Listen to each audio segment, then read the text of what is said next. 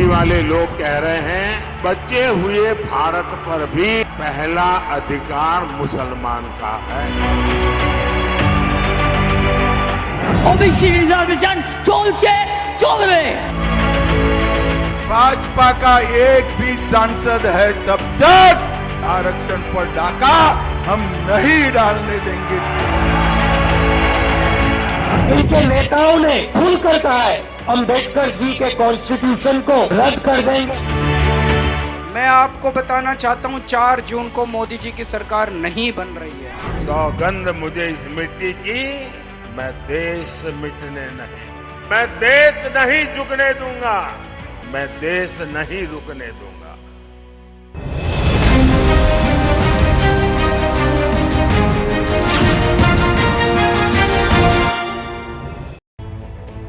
नमस्कार, बहुत स्वागत है आपका। आप देख रहे हैं एबीपी न्यूज और आपके साथ हूं मैं दीपा बाफिला। दुनिया के सबसे बड़े लोकतंत्र में महापर्व का आज छठा दौर है।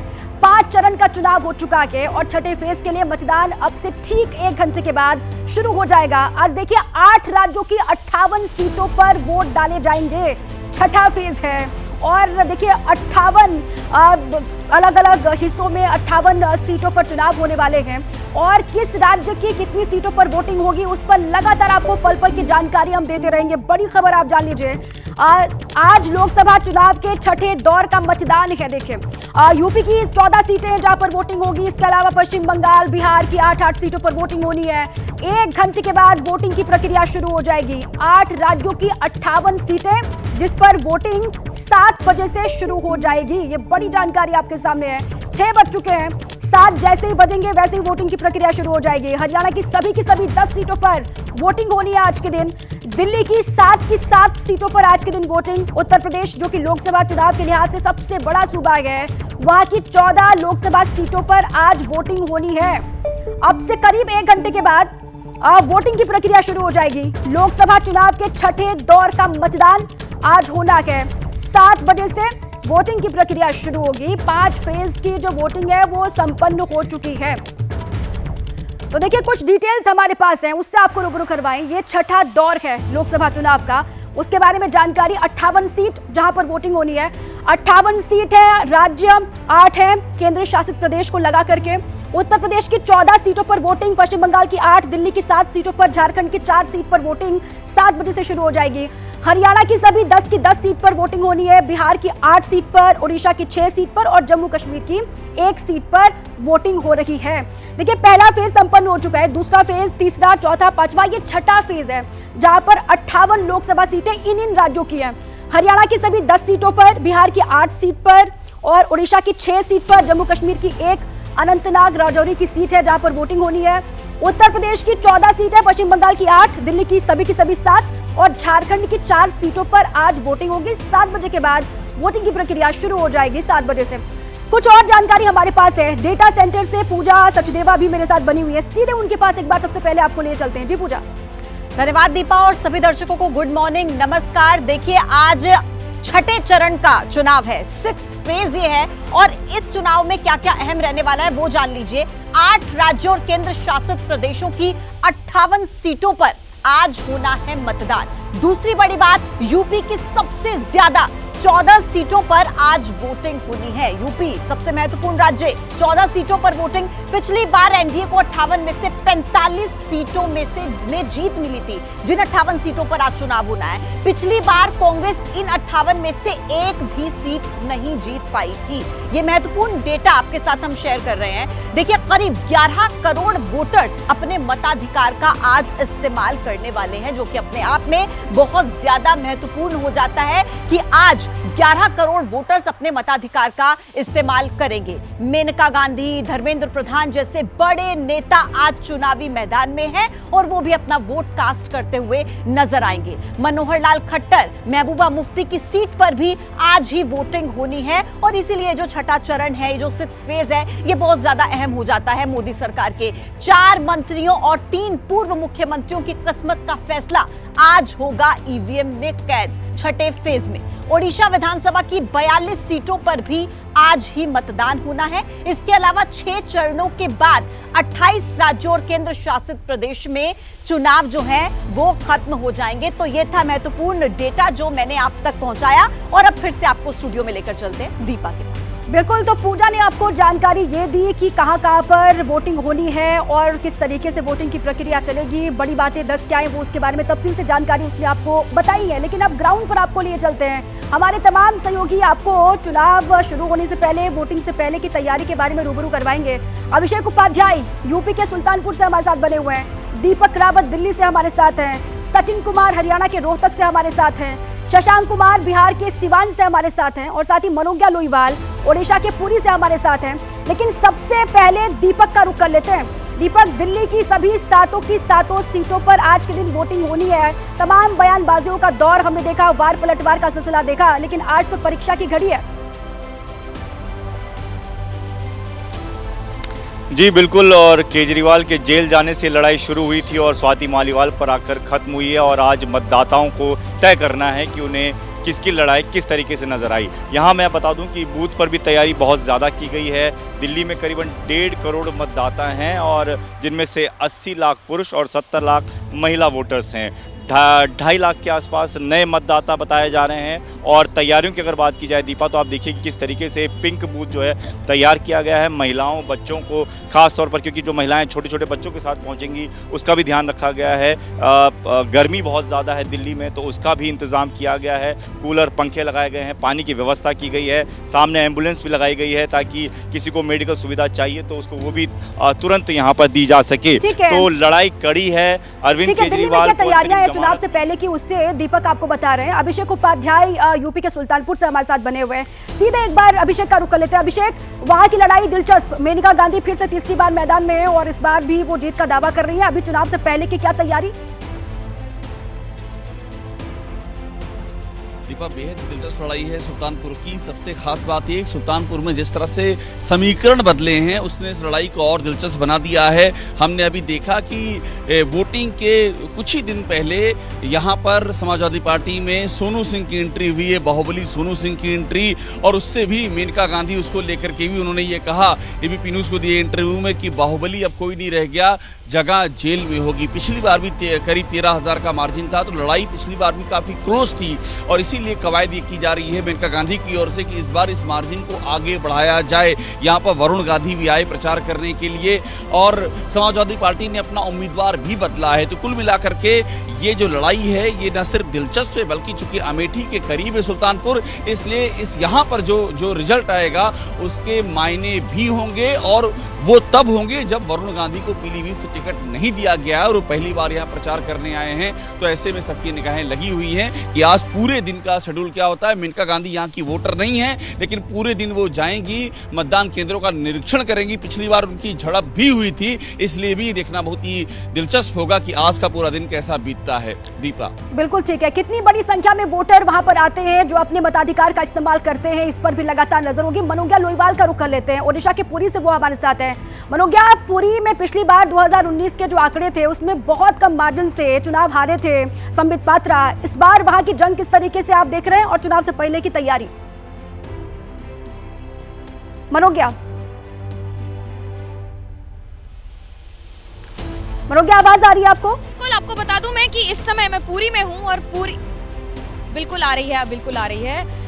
सुप्रभात। आज क्योंकि उड़ीसा में जब भी आप किसी से बात करते हैं तो कहते हैं जय जगन्नाथ, ऐसे ही शुरुआत करते हैं और उन्हीं पर राजनीति भी रही है, खासतौर से पुरी में, जहां से इस बार संसद जाने की उम्मीदवारी कर रहे हैं बीजेपी से संबित पात्रा। प्रचंड प्रवक्ता रहे हैं, लेकिन उसके साथ साथ कुछ गलतियां कर बैठे, जिसके बाद राजनीति पिछले एक हफ्ते में कुछ ज्यादा ही बढ़ गई। लेकिन दो बातें आपको बता दूं। पहली ये कि इस बार आज 42 सीटों के लिए, राज्य की सीटों के लिए मतदान हो रहा है उड़ीसा में। उड़ीसा ऐसा राज्य है जो हर बार लोकसभा के साथ ही विधानसभा की वोटिंग भी करता है। दोनों वोटिंग हर बार अलग तरह से होती है, लेकिन इस बार प्रधानमंत्री नरेंद्र मोदी ने एबीपी न्यूज़ को दिए इंटरव्यू में दावा किया है कि राज्य में भी सरकार बदलेगी और लोकसभा में भी सीटों में बढ़त हासिल होगी। 21 लोकसभा सीटों में आज 6 पर मतदान हो रहा है, जिसमें कद्दावर नेताओं में संबित पात्रा या फिर ढेंकनाल या फिर आप संबलपुर से बात करें धर्मेंद्र प्रधान, जय पांडा, और उनके अलावा वर्तमान में बीजेडी से, जिन्हें चाणक्य कहा जाता है, उड़ीसा के बीजेडी के चाणक्य कहा जाता है, बॉबी यानी कि प्रणब प्रकाश दास, ये भी आज चुनाव के मैदान में हैं, वो भी लोकसभा सीट के लिए। दो बातें बड़ी महत्वपूर्ण हो जाती हैं। पहला ये कि पूरी लोकसभा सीट और भुवनेश्वर और बाकी लोकसभा सीट ऐसी सीटें हैं जिस पर प्रधानमंत्री नरेंद्र मोदी ने लगातार रोड शोज किए थे, और उसके बाद बीजेपी ये मानती है कि इस बार बीजेपी बहुत बड़ा, जिस तरह से मैं समुंदर किनारे खड़ी हूँ और समंदर के किनारे जिस तरह की लहरें उठ रही हैं, और उड़ीसा वही राज्य है जहाँ पर साइक्लोन सबसे ज्यादा हिट किया है, तो क्या ये कहें कि इस बार राजनीति में भी कोई साइक्लोन आ रहा है? उड़ीसा में कोई साइक्लोन आ रहा है कि नहीं आ रहा है, ये 4 जून को स्पष्ट हो जाएगा। मनोज्ञा, आप रहे हमारे साथ। देखिए, हरियाणा के बारे में कुछ जानकारी हमारे पास है, इसके लिए सीधे डेटा सेंटर एक बार फिर से लिए चलते हैं पूजा के पास। और देखिए, मैं इस वक्त दर्शकों को बताने वाली हूं हरियाणा की रोहतक सीट के बारे में। ये सीट बहुत ज्यादा महत्वपूर्ण हो जाती है क्योंकि पूर्व मुख्यमंत्री भूपेंद्र सिंह हुड्डा के बेटे इस बार यहां पर चुनावी मैदान में हैं, और रोहतक, जिसे भूपेंद्र सिंह हुड्डा का गढ़ माना जाता है, कांग्रेस के राज्यसभा सांसद हैं और टक्कर दे रहे हैं बीजेपी के अरविंद शर्मा को, कांग्रेस के राज्यसभा सांसद। देखिए, रोहतक के सांसद भी वो रह चुके हैं 3 बार, लेकिन इस बार क्या होगा, क्या माहौल है, ये जानने के लिए आपको सीधे लेकर चलते हैं ग्राउंड जीरो पर सचिन के पास। सचिन, ये बताइए, क्योंकि भूपेंद्र सिंह हुड्डा का गढ़ रोहतक, और वहां पर जब भी हम देखते हैं चुनावी टक्कर बहुत ज्यादा दिलचस्प होती है। इस बार उनके बेटे चुनावी मैदान में हैं, क्या माहौल आप सुबह सवेरे देख पा रहे हैं? जी देखिए, सबसे पहले तो रोहतक की बात बता दें। रोहतक में पिछली बार जो कंटेस्ट था वो बड़ा क्लोज था, तकरीबन 7000 वोटों से दीपेंद्र हुड्डा चुनाव हारे थे। तो बहुत कुछ दांव पे है रोहतक सीट पे, भूपेंद्र सिंह हुड्डा के लिए, दीपेंद्र हुड्डा के लिए, और पूरे प्रदेश में, हरियाणा में, क्योंकि हरियाणा में ये जो लोकसभा चुनाव हो रहे हैं, ये असल में हरियाणा की सत्ता का जो फाइनल होगा अक्टूबर में, विधानसभा चुनाव जो हैं उसकी ये तैयारी है। सेमीफाइनल लोकसभा चुनावों को हम हरियाणा की सत्ता के फाइनल से पहले मान सकते हैं। तो काफ़ी कुछ साख पे है, खासकर भूपेंद्र सिंह हुड्डा का, क्योंकि भारतीय जनता पार्टी 10 साल से सत्ता पे है यहाँ हरियाणा में। अभी अलायंस में उन्होंने सरकार चलाई थी जेजेपी के साथ, हालांकि अब जेजेपी अलग हो गई है, पर हरियाणा में भारतीय जनता पार्टी की सरकार है। तो काफ़ी कुछ दांव पर लगा है कांग्रेस के लिए भी और बीजेपी के लिए भी। बीजेपी के लिए जहां ये प्रूव करना 10 साल में जो उनका राज था उसमें एंटी इनकम्बेंसी जो है वो नहीं है, वो प्रूव करना, वो एक लोकसभा चुनाव में बीजेपी के लिए एक मौका है, ताकि विधानसभा चुनाव से पहले बीजेपी ये प्रूव कर सके। और भूपेंद्र सिंह हुड्डा के लिए, क्योंकि हुड्डा परिवार का दबदबा वहां पर कितना बाकी रहा है या फिर कितना है, इसको लेकर भी अब निगाहें टिकी रहेंगी। आज के वोटिंग से कम वो भी तय होगा और 4 जून को पूरी तस्वीर साफ हो जाएगी। बिहार के सिवान में किसके बीच में मुकाबला है, कैसी टक्कर है, इसके बारे में और जानकारी आपको देते हैं। सीधा लिए चलते पूजा के पास। पूजा, बिल्कुल, चलिए सिवान के बारे में बात करेंगे। और देखिए, सिवान के बारे में एक जो महत्वपूर्ण बात है वो ये है कि पूर्व विधायक रमेश कुशवाहा की पत्नी यहां से चुनावी मैदान में है और उनकी टक्कर है सीधे निर्दलीय प्रत्याशी के साथ, जो कि 6 बार सिवान के विधायक रह चुके हैं। और दूसरी तरफ जो जेडीयू की प्रत्याशी हैं वो पहली मर्तबा चुनाव लड़ रही हैं। तो ये जो चुनावी टक्कर है ये बहुत ज्यादा दिलचस्प होने वाली है। सीधे आपको शशांक के पास लेकर चलते हैं। शशांक, ये टक्कर, ये मुकाबला बहुत इंटरेस्टिंग रहने वाला है, लेकिन वोटर्स के बीच कितना उत्साह है? सुबह का समय सबसे ज्यादा महत्वपूर्ण होता है गर्मियों के दिन में, क्या देख पा रहे हैं आप? बिल्कुल, मैं सिवान टाउन में ही एक मतदान केंद्र के बाहर खड़ा हूं। तैयारियां पूरी हो गई हैं, 7 बजे से वोट डाले जाएंगे। 1896 मतदान केंद्र बनाए गए हैं और करीब 18.5 लाख मतदाता हैं। देखिए, छठे चरण में बिहार में सबसे हॉट सीट सिवान है। कारण ये है कि यहाँ से हिना साहब, जो दिवंगत साहबुद्दीन की पत्नी है, उनको आरजेडी से टिकट नहीं मिला, वो निर्दलीय लड़ रही हैं। 3 बार उनको मौका मिला था पिछले 3 लोकसभा चुनाव में, लेकिन इस बार उनको आरजेडी से टिकट नहीं मिला है। उनके पति 4 बार यहाँ से आरजेडी से सांसद रह चुके हैं और आतंक का पर्याय थे।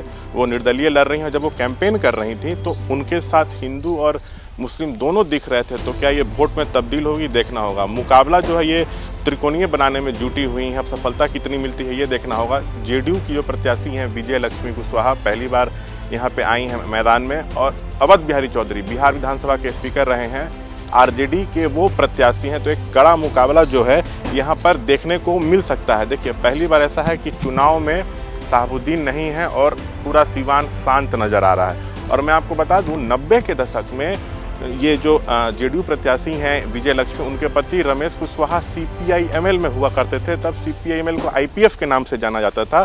आरोप लगता है कि IPF ने सवर्णों पर कहर बरपाया था और शहाबुद्दीन ने यहाँ पर IPF के वर्चस्व को खत्म किया था। उसके बाद से सवर्ण समाज जो है शहाबुद्दीन के साथ हो गया था। तो क्या इस बार जो 4.25 लाख सवर्ण मतदाता है वो हिना साहब की तरफ शिफ्ट कर सकते हैं, ये देखना होगा। शशांक, वहाँ का पूरा सियासी समीकरण वहाँ का किस तरीके से है वो आपने समझाया कि अब धोनी, महेंद्र सिंह धोनी के शहर रांची दर्शकों को लिए चलते हैं। वहाँ से मेघा उपाध्याय मेरी सहयोगी बनी हुई है। मेघा, वहाँ पर 7 बजे से वोटिंग की प्रक्रिया शुरू होगी। अभी कैसी तैयारी, क्या हलचल देख रही हैं आप? जी हाँ, देखिए बिल्कुल आपने सही कहा कि महेंद्र सिंह धोनी का शहर है और यहाँ पर इस बार जो वोटिंग है, इस बार जो टक्कर है वो भी बड़ा महत्वपूर्ण हो जाता है, क्योंकि पिछले बार की अगर मैं बात करूँ यानी कि 2019 की, तो संजय सेठ जो इस बार भी भाजपा के उम्मीदवार हैं और साथ ही सांसद हैं, उनके विरुद्ध में कांग्रेस की तरफ से सुबोध कांत सहाय थे। लेकिन इस बार कांग्रेस ने उनकी बेटी जो कि युवा चेहरा है यशस्वी सहाय को यहाँ से अपना प्रत्याशी के रूप में उतारा है। तो जो टक्कर है वो बहुत ज़्यादा महत्वपूर्ण, बहुत ज़्यादा मज़ेदार हो जाता है। मैं सुबह यहाँ पे अपर बाजार के एक पोलिंग बूथ के बाहर खड़ी हूँ। मैं आपको एक बार ज़रा तस्वीरें यहाँ पर दिखाऊं तो 7 बजे से वोटिंग का समय है। अभी तैयारियां बिल्कुल पूरी हो चुकी है। गर्मी को देखते हुए भी खासा तैयारियां की गई है, लेकिन इस वक्त यहाँ पर अभी फिलहाल वोटर्स का आने का जो सिलसिला है वो शुरू नहीं हुआ है। मैं आपको एक बार वोटिंग बूथ के बाहर से बिल्कुल जो स्कूल है उसकी तस्वीरें दिखा रही हूँ। यहाँ पर तमाम जो लोग बैठते हैं वोटिंग की प्रक्रिया के लिए वो लोग यहाँ पर आ चुके हैं। बस अब कुछ देर का समय है। टक्कर बहुत महत्वपूर्ण हो जाता है। यशस्वी सहाय जो युवा चेहरा है, समाज सेवी रही हैं, NGO चलाती हैं, तो ऐसे में इस बार जो दावा संजय सेठ की तरफ से किया जा रहा है मेघा, वहाँ पर 7 बजे से वोटिंग की प्रक्रिया शुरू होगी। मतदाता पहुंचेंगे, अपने मताधिकार का इस्तेमाल करेंगे। ग्राउंड से पल पल की रिपोर्ट दर्शकों को अब लगातार देते रहेंगे। वक्त एक बहुत छोटे से ब्रेक का है। खबरों का सिलसिला जारी है, महाकवरेज जारी है और रिपोर्टर अलग अलग जगहों से आपको जानकारी देने के लिए वो भी हमारे साथ बने हुए हैं। लोकसभा चुनाव के छठे फेज के लिए आज के दिन वोटिंग होने वाली है। 7 बजे से वोटिंग की प्रक्रिया शुरू होगी और देश की राजधानी दिल्ली की 7 सीटों पर आज के दिन वोटिंग होने वाली है। और तमाम बड़े दिग्गजों को आप देख रहे हैं इस वक्त स्क्रीन पर, जिनके भाग्य का फैसला भी आज के दिन होने वाला है। वो दिल्ली की आप बात करिए, अलग अलग हिस्सों की बात करिए, जहां पर 7 बजे से वोटिंग की प्रक्रिया शुरू होगी। तो तमाम हाई प्रोफाइल सीटें हैं जहां पर दिग्गजों की किस्मत का फैसला आज होने वाला है। 8 राज्य हैं, 58 सीटें जहां पर 7 बजे से वोटिंग शुरू होगी। और इस वक्त एक बड़ी खबर पश्चिम बंगाल से हमारे पास है, वो जरा आपको बता दें। वहां के पूर्वी मिदनापुर में देर रात TMC नेता की हत्या की खबर सामने आ रही है। हत्या का आरोप बीजेपी कार्यकर्ता पर लगा है। जिस शख्स की हत्या हुई है उसका नाम शेख महबूल बताया जा रहा है और TMC का आरोप है कि घर लौटते वक्त उनके नेता पर हमला किया गया, जिसके बाद उन्हें तालाब में फेंक दिया गया। बीजेपी कार्यकर्ता पर हत्या का आरोप लगा है। TMC के कार्यकर्ता की हत्या की गई है पूर्वी मिदनापुर में, जहां आज के दिन वोटिंग भी होने वाली है। ये बड़ी खबर पश्चिम बंगाल से इस वक्त आपको हमने बताया। तो आज लोकसभा चुनाव के छठे दौर का मतदान होना है। ठीक आधे घंटे बाद शुरू हो जाएगी वोटिंग। 8 राज्यों की 58 सीटों पर मतदान होना है और महज आधे घंटे का वक्त बचा हुआ है। बड़ी जानकारी, लोकसभा चुनाव के छठे दौर का मतदान अब से ठीक आधे घंटे के बाद शुरू हो जाएगा। 8 राज्य हैं और 58 सीटें जहां पर वोटिंग होनी है और अलग अलग हिस्सों में तमाम बड़े दिग्गज मैदान में उतरे हुए हैं, जिनकी किस्मत का फैसला भी आज के दिन होना है। देश की राजधानी दिल्ली की सभी 7 की 7 सीटों पर वोटिंग होनी है। इसके अलावा उत्तर प्रदेश की 14 सीटों पर वोटिंग, पश्चिम बंगाल, बिहार की 8 सीटों पर वोटिंग होनी है। अब देखिए यूपी के प्रयागराज में किस तरीके से मुकाबला है, कांटे की टक्कर किस तरीके से है, इसको जानने के लिए सीधे आपको ले चलते हैं डेटा सेंटर पूजा सचदेवा के पास। जी पूजा। धन्यवाद दीपा। देखिए प्रयागराज की बात करेंगे और प्रयागराज बहुत ज्यादा अहम इसलिए हो जाता है क्योंकि कई चुनावी दिग्गजों की साख यहां से दांव पर पहले रह चुकी है। कई बड़े दिग्गज यहां से चुनावी मैदान में उतर चुके हैं। पूर्व राज्यपाल केसरीनाथ त्रिपाठी के बेटे यहां से चुनाव लड़ रहे हैं और पहली बार वो यहां से चुनाव लड़ रहे हैं। दूसरी तरफ जो कांग्रेस के प्रत्याशी हैं वो 3 बार समाजवादी पार्टी से पहले विधायक रह चुके हैं। तो इनके बीच सीधी टक्कर आपको प्रयागराज में देखने को मिलेगी। इसके अलावा देखिए प्रयागराज में यह भी अहम हो जाता है कि लाल बहादुर शास्त्री, VP सिंह यहाँ के पूर्व सांसद रह चुके हैं। अभी फिलहाल वहां की तस्वीर क्या बनती नजर आ रही है, जानने के लिए आपको सीधा वीरेश पांडे के पास लेकर चल रहे हैं। वीरेश, एक तरफ तो चुनावी मैदान में वो हैं जो पहली बार चुनाव लड़ रहे हैं और दूसरी तरफ वो हैं जिन्हें 3 बार का एक्सपीरियंस रह चुका है। चुनावी माहौल फिलहाल क्या कह रहा है प्रयागराज का? उन्हें 3 बार का एक्सपीरियंस रह चुका है और रेवती रमन सिंह जैसे दिग्गज समाजवादी पार्टी के नेता के वो पुत्र हैं। लेकिन रीता बहुगुणा जोशी ने यहाँ पर भारतीय जनता पार्टी ने परचम लहराया था। ये पूरे प्रदेश का सबसे आबादी वाला जिला है, यहीं फूलपुर भी है, इलाहाबाद भी है। प्रथम प्रधानमंत्री जवाहरलाल नेहरू भी फूलपुर से रहे हैं। सांसद लाल बहादुर शास्त्री, जनेश्वर मिश्रा, बड़े बड़े दिग्गज, अमिताभ बच्चन और साथ ही साथ यहाँ मुरली मनोहर जोशी। भारतीय जनता पार्टी की ये परंपरागत सीट, यूं कहें कि जब बहुत ज्यादा समीकरण नहीं साधती भारतीय जनता पार्टी, तब भी मुरली मनोहर जोशी यहाँ से 2-3 बार सांसद रहे। तो ऐसे में जो लड़ाई है वो काफी दिलचस्प है, क्योंकि नीरज त्रिपाठी, जो केशरीनाथ त्रिपाठी यहाँ के मशहूर वकील, बड़े नेता, साथ ही पूर्व राज्यपाल, विधानसभा के अध्यक्ष, बहुत बड़े नेता केशरीनाथ त्रिपाठी के पुत्र हैं और एडिशनल एडवोकेट जनरल हैं योगी सरकार में। ऐसे में नीरज त्रिपाठी को जब टिकट दिया गया तो नॉन पॉलिटिकल है, लेकिन सबको इस बात पर आश्चर्य हुआ कि नीरज त्रिपाठी कैसे चुनाव लड़ेंगे। लेकिन यहाँ का मुकाबला बहुत कड़ा है, दिलचस्प यहाँ की लड़ाई है, किसको सफलता मिलेगी किसको नहीं। 4 तारीख का इंतजार करना होगा। 7 बजे से वोटिंग की प्रक्रिया यहाँ पर भी शुरू हो जाएगी। हमारे अलग अलग सहयोगी ग्राउंड से हमारे साथ जुड़ चुके हैं। निधि श्री को आप देख रहे हैं, वो हमारे साथ जुड़ी हुई है दिल्ली से। स्नेहलता शुक्ला हमारे साथ हरियाणा के गुरुग्राम से जुड़ी हुई है। इसके अलावा आरिफ कुरैशी जम्मू कश्मीर के अनंतनाग से हमारे साथ हैं। लेकिन उससे पहले देखिए, दिल्ली की सातों सीटों पर आज के दिन ही वोटिंग होनी है। नई दिल्ली का सियासी समीकरण क्या कहता है, किस तरीके से मुकाबला यहाँ पर है, ये आपको बताएंगी पूजा सचदेवा। पूजा, धन्यवाद दीपा। देखिए, नई दिल्ली सीट पर सभी की निगाहें रहेंगी क्योंकि यहाँ से चुनावी मैदान में है बांसुरी स्वराज, जो कि सुषमा स्वराज की बेटी हैं और वो पहली बार यहाँ से चुनाव लड़ रही हैं। लेकिन दूसरी तरफ आम आदमी पार्टी के प्रत्याशी सोमनाथ भारती, जो कि केजरीवाल सरकार में मंत्री रह चुके हैं, 3 बार वो विधायक का चुनाव जीत चुके हैं, यानी कि अच्छा खासा एक्सपीरियंस उनका है। लेकिन मुकाबला किससे है? सुषमा स्वराज की बेटी बांसुरी स्वराज से, जो कि पहली बार यहाँ से चुनाव लड़ रही हैं। और देखिए, जिस तरीके से बीते दिनों हमने दिल्ली के राजनीतिक समीकरणों को देखा, समझा, उसके बाद ये जो सीट है वो बहुत महत्वपूर्ण हो जाती है। सीधे आपको जैनेंद्र के पास लेकर चलते हैं ग्राउंड जीरो पर। जैनेंद्र, राजनीतिक तौर पर काफी हलचल बीते दिनों दिल्ली में देखने को मिली है। उसके बाद इस बार का ये चुनाव कितना अहम हो जाता है? बेहद अहम है। और जिस सीट पर मैं मौजूद हूं, यानी नई दिल्ली सीट, पूरे देश की सरकार, हुकूमत यहीं से चलती है, संसद भवन यहीं पर है। और ऐसे में ये जो सीट है, इस सीट पर पूरे देश की नजर होती है। और इस बार बीजेपी ने यहां से जो सांसद है फिलहाल मीनाक्षी लेखी, जो केंद्रीय राज्य मंत्री भी थी, इतने कद्दावर नेता का टिकट काटकर बांसुरी स्वराज जैसी बिल्कुल युवा और नई नेता को टिकट दिया है। नजरें उन पर हैं कि वो कैसा प्रदर्शन करती हैं। उनके सामने सोमनाथ भारती, जो केजरीवाल सरकार में मंत्री रह चुके हैं, दिल्ली में 2 या 3 बार के विधायक हैं, कद्दावर नेता हैं। बांसुरी स्वराज और सोमनाथ भारती के बीच में नई दिल्ली सीट पर टक्कर है। जिस सीट पर मैं मौजूद हूं, निर्माण भवन के, इस सीट पर सोनिया गांधी, राहुल गांधी समेत तमाम वीआईपी वोट देने आ रहे हैं। नई दिल्ली सीट और चांदनी चौक सीट जो दिल्ली की है, एक जबरदस्त संयोग यह है कि कांग्रेस लीडरशिप नई दिल्ली सीट पर आम आदमी पार्टी के उम्मीदवार को वोट करेगी, यानी आम आदमी पार्टी के सिंबल पर बटन दबाएगी। और चांदनी चौक सीट पर कांग्रेस के उम्मीदवार हैं जेपी अग्रवाल, उनके लिए आम आदमी पार्टी लीडरशिप यानी अरविंद केजरीवाल वोट करेंगे। तो दिल्ली में विपक्ष इंडिया गठबंधन कांग्रेस और आम आदमी पार्टी का है। सीधी टक्कर 7 सीटों पर बीजेपी से है। बीजेपी पिछले 2 बार और आपके साथ आने का कितना फायदा इंडिया अलायंस को मिलता है और क्या बाजी मार जाती है बांसुरी स्वराज, इस पर भी लगातार नजर हमारी होगी। अलग अलग जगहों से मृत्युंजय भी हमारे साथ जुड़ चुके हैं, उनका भी रुख करेंगे हम। लेकिन उससे पहले जौनपुर की सीट का सियासी समीकरण क्या कहता है, मुकाबला किस तरीके से यहाँ पर है, ये बताएंगी पूजा।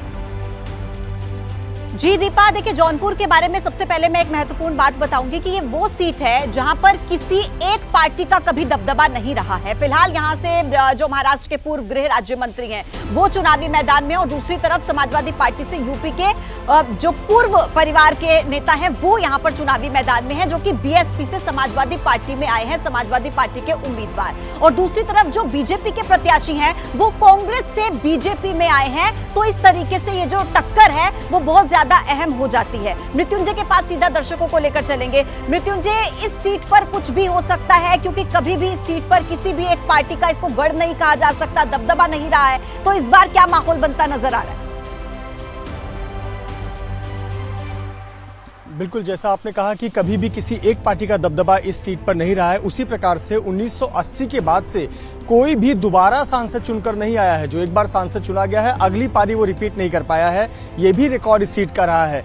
जैसा कि आपने बताया कि कृपाशंकर सिंह, जो कि जिनकी राजनीतिक पारी महाराष्ट्र से हुआ करती थी, वो जौनपुर आए हुए हैं और यहाँ पर उनके सामने है बाबू सिंह कुशवाहा समाजवादी पार्टी से और बसपा से हैं मौजूदा सांसद श्याम सिंह यादव। बहुत दिलचस्प और त्रिकोणीय मुकाबला है। कृपाशंकर सिंह की बात करें तो उनके लिए ये इतना आसान नहीं था, क्योंकि उन्होंने महाराष्ट्र की राजनीति की है, वहाँ पर उनके संपर्क हैं, वहाँ पर उनके मतदाता हैं। लेकिन उत्तर प्रदेश वो हमेशा आते जाते रहे हैं, अपने गृह क्षेत्र आते जाते रहे हैं, तो यहाँ पर संपर्क बना रहा। लेकिन एक राजनीतिक संपर्क बनाना, राजनीतिक समीकरणों को साधना बहुत बड़ा चैलेंज होता है। अब ये देखने वाली बात होगी कि 2 महीने में देखिए, कृपाशंकर सिंह, जैसे कि आपने भी कहा कि अभी तक महाराष्ट्र की सियासत वो करते रहे हैं, अब यूपी की सियासत में कितना वो फिट बैठ पाते हैं या फिर नहीं बैठ पाते हैं, उनका भी इम्तिहान आज के दिन होना है। 4 तारीख को पूरी तस्वीर साफ हो जाएगी। लेकिन गुरुग्राम की सीट पर भी मुकाबला इस बार दिलचस्प है। वहां का हाल स्नेहलता शुक्ला हमको बताएंगे, लेकिन उससे पहले टक्कर किस तरीके से यहाँ पर है ये बताएंगे पूजा। जी दीपा, देखिए, गुरुग्राम में पिछले 3 चुनावों में एक चेहरा जो जीता है वो है राव इंद्रजीत सिंह का चेहरा, जो कि गुरुग्राम से जीते हैं। 2009 में हालांकि वो कांग्रेस से जीते और फिर 2014 और 19 में वो बीजेपी के टिकट पर जीते। मोदी सरकार में योजना राज्य मंत्री, और दूसरी तरफ जो कांग्रेस के प्रत्याशी हैं राज बब्बर, वो अभिनेता भी हैं, पूर्व सांसद भी हैं, वो यहाँ से चुनावी मैदान में है। दूसरी तरफ जो बीजेपी के प्रत्याशी है वो 5 बार के लोकसभा सांसद रह चुके हैं, लेकिन एक्सपीरियंस दूसरी तरफ भी बहुत ज्यादा है। 3 बार लोकसभा के सांसद राज बब्बर, 2 बार राज्यसभा के सांसद भी रह चुके हैं। इसीलिए यहाँ का जो मुकाबला है वो बहुत ज्यादा खास हो जाता है, महत्वपूर्ण हो जाता है। स्नेहलता के पास दर्शकों को लेकर चलेंगे, उनसे जानेंगे कि फिलहाल ग्राउंड जीरो पर क्या तस्वीर बनती नजर आ रही है। स्नेहलता, गुरुग्राम में जो टक्कर है वो बहुत ज्यादा दिलचस्प होगी, क्योंकि एक्सपीरियंस है दोनों ही तरफ। बिल्कुल पूजा, बहुत दिलचस्प हो गई थी ये लड़ाई, जब तक कि राज बब्बर का नाम देर से ही सही आया, लेकिन मैदान में जब आया तो लड़ाई तय मानी जा रही है। लेकिन मैं जहां खड़ी हूं ये डीएलएफ फेज 3 है। गुरु द्रोणाचार्य के नाम पर ही गुरुग्राम ये नाम रखा गया, क्योंकि अब जरा ये सुबह देख लीजिए, ये कम्युनिटी सेंटर है जिसके बाहर मैं खड़ी हूं। डीएलएफ फेज 3 के इस कम्युनिटी सेंटर के बाहर मंदिर है, सब्जी खरीदते लोग हैं और आज यहाँ पर हलचल थोड़ी ज्यादा रहने वाली है। अब उसकी शुरुआत धीमे धीमे ही सही, लेकिन अभी जैसे जैसे गर्मी बढ़ेगी लोग सोच रहे हैं कि आएं और वोट करके जाएं। देखिए, कुछ लोग तो जो यहाँ वॉक के लिए आए थे, यहाँ अभी से इंतजार कर। मैम, आप इंतजार कर रही थी वोटिंग का? बात नहीं करेंगे, लेकिन यह है कि लोग पहले से ही थोड़े बहुत जो मॉर्निंग वॉक के लिए आ रहे हैं वो चेक कर ले रहे हैं कि उनको कहाँ जाना है। मोबाइल फोन प्रतिबंधित, प्रोहिबिटेड, और इसके अलावा अगर आप देखिए इस कम्युनिटी सेंटर में सिक्योरिटी से लगाए तमाम चीजें अपनी जगह पर हैं और वेट बस 7 बजे का है कि 7 बजने के साथ साथ बिल्कुल ठीक है स्नेहा, 7 जैसे बजेंगे वैसे ही वोटर पहुंचेंगे और मताधिकार का इस्तेमाल करेंगे। अब किसके लिए वोट करेंगे, अपने लिए पसंदीदा सांसद वो किसको चुनते हैं, इस पर लगातार हमारी भी नजर है। 4 तारीख को तस्वीर यहाँ की भी साफ हो जाएगी। लेकिन अभी देखिए, दिल्ली की 7 सीटों पर आज के दिन वोटिंग हो रही है। पूर्वी दिल्ली का सियासी समीकरण क्या कहता है, किसके बीच में यहाँ पर मुकाबला है, ये फिर से बताएंगे आपको पूजा। बिल्कुल दीपा, ये चुनाव, ये जो इस सीट का चुनाव है, ये इसलिए अहम है और दिलचस्प है क्योंकि ये जो 2 चेहरे चुनावी मैदान में है, मनोज तिवारी और कन्हैया कुमार का चेहरा, इन दोनों को ही यहाँ पर देखना बहुत अहम होगा कि कौन इसमें जंग को जीतता है। क्योंकि अगर मनोज तिवारी की बात करें तो एक्सपीरियंस है, अनुभवी है, 2014 और 2019 में वो सांसद बने, और दूसरी तरफ कन्हैया कुमार का अगर जिक्र करें तो छात्र राजनीति से वो चुनावी राजनीति में आए और ये वो चेहरा जो कि विवादों में भी घिरा रहा, चर्चा में भी रहा। लेकिन अभी फिलहाल लोगों का मूड क्या है, जनता का मूड क्या है, ये 4 जून को नतीजों के समय पता लगेगा। चुनावी माहौल समझेंगे, निधिश्री के पास दर्शकों को लेकर चल रहे हैं। निधिश्री, थोड़ा ही समय वोटिंग शुरू होने में बाकी है, फिलहाल आप वहां पर क्या तस्वीर देख रही हैं? बिल्कुल, देखिए, इस वक्त मैं मनोज तिवारी के घर पर हूं और 8 बजे वो वोटिंग करने के लिए पहुंचेंगे और नॉर्थ ईस्ट दिल्ली लोकसभा की, दिल्ली की वो सीट है जहां एकमात्र अपने पुराने सांसद पर बीजेपी ने भरोसा जताया, यानी मनोज तिवारी को रिपीट किया। और ऐसे में मनोज तिवारी के लिए ये लड़ाई कितनी कठिन है ये देखना होगा, क्योंकि इस बार आपने कहा जी छात्र राजनीति से कन्हैया कुमार निकलकर सामने आए। पिछला चुनाव उन्होंने बेगूसराय से लड़ा, हालांकि वो चुनाव हार गए थे, लेकिन ये परसेप्शन की लड़ाई है। और अगर नॉर्थ ईस्ट लोकसभा सीट की बात करें तो इस सीट पर सबसे ज्यादा पूर्वांचली और बिहारी कितना कमाल कर पाते हैं, क्योंकि दोनों बिहारी चेहरों को इस बार चुनाव में उतारा गया है। पिछला 2 चुनाव मनोज तिवारी जीत चुके हैं, पिछला चुनाव शीला दीक्षित को उन्होंने हराया था, लेकिन इस बार कन्हैया कुमार उनके सामने किस तरीके से एक चुनौती साबित हो पाते हैं। और कन्हैया कुमार को लेकर जिस तरीके से उन पर अटैक किया गया, क्या वो एक फैक्टर सामने आता है? पिछले दिनों उन पर जो हमला करने की कोशिश की गई, या जो बीजेपी कह रही है कि देखिए 2014-2019 में लगातार जीतते रहे मनोज तिवारी और एकमात्र सांसद है जिनको बीजेपी ने इस बार भी रिपीट किया है। अब एक बार फिर से जीत करके वो कोई कमाल करेंगे या फिर कन्हैया कुमार उन पर भारी पड़ जाएंगे, इस पर भी लगातार रहेगी हमारी नजर। तो लोकसभा चुनाव के छठे दौर की वोटिंग शुरू होगी ठीक 7 बजे। 8 राज्य हैं, 58 सीट, जहां पर तमाम दिग्गज मैदान में उतरे हुए हैं। उनके भाग्य का फैसला भी आज के दिन होने वाला है। जम्मू कश्मीर की एकमात्र सीट जो बची हुई है अनंतनाग राजौरी की, वहां पर किस तरीके से सियासी समीकरण अब नजर आ रहे हैं, इस बार कितना कड़ा मुकाबला है, ये बताने के लिए आसिफ कुरैशी मेरे साथ जुड़े हुए अनंतनाग से। जी आसिफ, वोटिंग शुरू होगी 7 बजे, उससे पहले क्या तस्वीर आप देख रहे हैं और कैसी है लड़ाई इस बार वहां की? बिल्कुल, देखिए जहां तक अनंतनाग सीट की बात करें तो सीट तो ये पुरानी है, लेकिन यहाँ पे समीकरण बिल्कुल नए हो रहे हैं, क्योंकि 2023 के परिसीमन के बाद इस सीट को नए सिरे से बनाया गया और इस बार इसमें कश्मीर घाटी में कुलगाम और अनंतनाग और शोपियां के 11 असेंबली सेगमेंट्स और पुंछ और राजौरी के 7 असेंबली सेगमेंट्स को जोड़कर तकरीबन 18.5 लाख मतदाता आज 20 प्रत्याशियों की किस्मत का फैसला करेंगे। इसमें से 11 लाख प्रत्याशी जो मतदाता जो है वो कश्मीर घाटी से और 7.5 लाख पुंछ और राजौरी में है। और मुख्य मुकाबला पीडीपी अध्यक्ष महबूबा मुफ्ती और एनसी के जो मियां अल्ताफ हैं उनके बीच है। लेकिन कहीं ना कहीं जिस तरीके का पैटर्न इससे पहले के वोट्स में रहा है, यहाँ पे इस बार देखने को नहीं मिलेगा, क्योंकि पुंछ और राजौरी में जो लोग हैं उनका वोटिंग पैटर्न बिल्कुल अलग रहा है। पिछले चुनाव में यहाँ 72% वोटिंग हुई थी, जबकि अनंतनाग और कुलगाम की बात करें तो यहाँ मात्र 9% वोटिंग हुई थी। और इसको बदलने के लिए इस बार काफी कवायद जो है यहाँ पे प्रत्याशियों ने की है। लेकिन कुल मिला के इस बार कैसा रहेगा, ये पहली बार होगा कि पुंछ राजौरी और अनंतनाग कुलगाम के लोग एक साथ वोट करेंगे और किस तरीके से वो वोट करेंगे वो शाम तक तो पता चल जाएगा। लेकिन इस बाबत इस वक्त क्या हो रहा है कि जितने भी यहाँ पे पोलिंग बूथ्स हैं वहां उनको अल्ट्रा सेंसिटिव करा दिया गया है।